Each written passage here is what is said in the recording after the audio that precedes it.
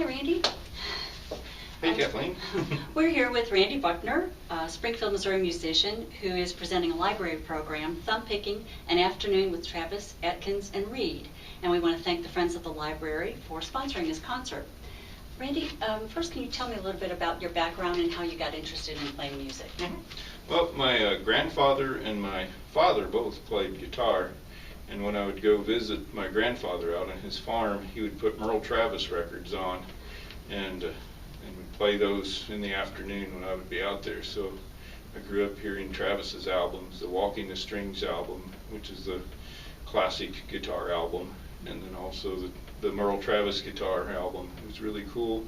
And Dad would play Chet Atkins records. So I got both guitar players. One was Travis, one was Atkins. And so about 1973, I started to play the guitar. Dad taught me to play St. Louis blues. Oh. And so I've started out playing the Travis and Atkins style around that time. And then I got into playing other stuff, jazz, the Django Reinhardt, things like that. But the predominant style that I play is Merle Travis and Chet Atkins. Okay. Well, what exactly is thumb picking, and is it the same as Travis picking? Well, they're actually both the same. Thumb picking and Travis picking, it involves using the thumb and to pick your bass notes like this, and then your finger will play the melody. So you can do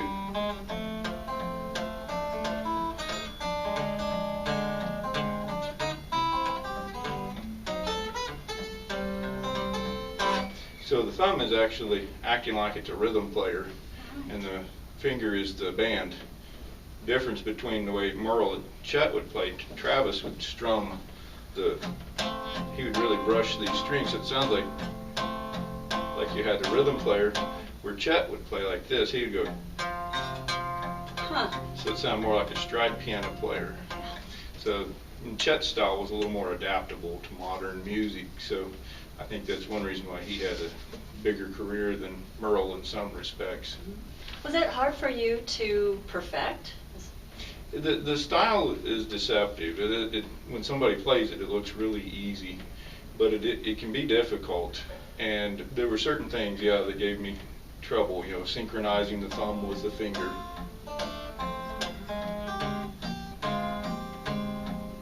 Because your melody notes sometimes will fall in between the beat rather than on the beat of 1, 2, 3. Some of them will come in between, and that's hard to master.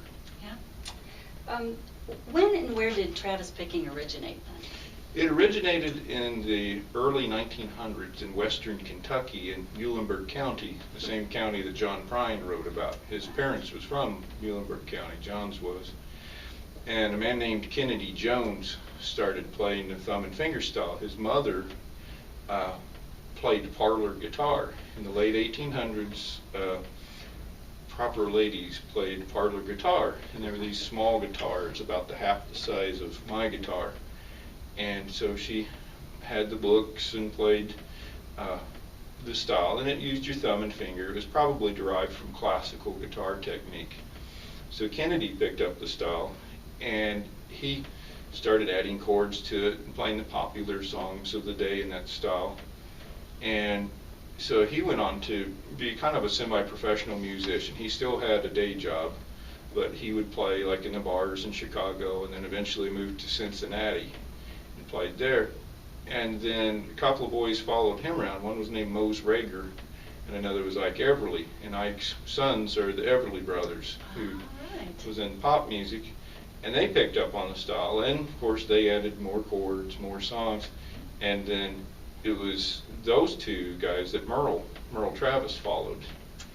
And so he followed Mose and Ike around, and he learned all of their songs and started embellishing. And this would have been in the 20s and 30s, so he started having the influence of jazz. Because, even though they were in Kentucky, they had radios, so they would listen to the pop hits of the day, and they would figure them out and learn the chords. Amazing.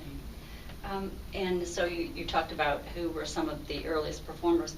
So what role did Merle play in making that style popular? Well, what Merle did was he decided he didn't want to be a coal miner. Muhlenberg County, it's nothing but coal mines at that time. And he had seen what the coal mines had done to his family, his dad, his brothers, and whatnot. And he wanted no part of that. So in 1937, he went to a dance that was being broadcast live over the radio, and his brother went up to the band leader and said, "My brother plays guitar, can he come up and pick a tune?" And so he did, and he played a song called Tiger Rag.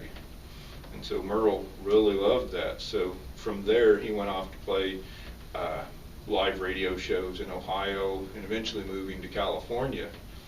And so he played radio shows, played these all-night dances, wrote songs, played on recording sessions, because in California at that time there was a huge country music market in California in the 40s. And so he was part of that in the 40s and 50s.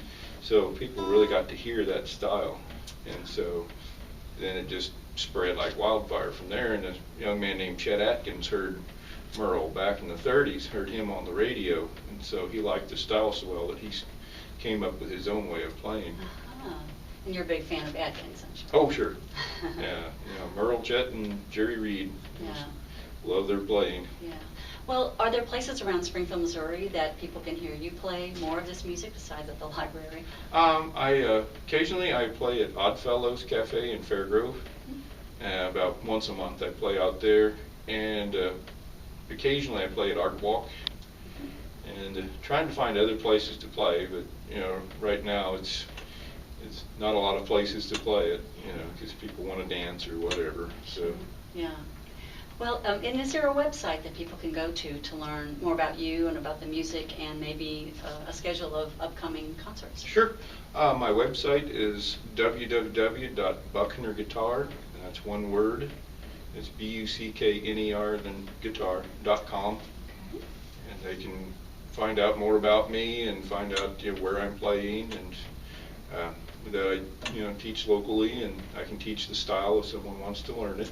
Excellent. Okay, spread it. Okay, well, thanks, Randy, for joining us, and good luck with your concert. Well, thank you, Kathleen. Okay.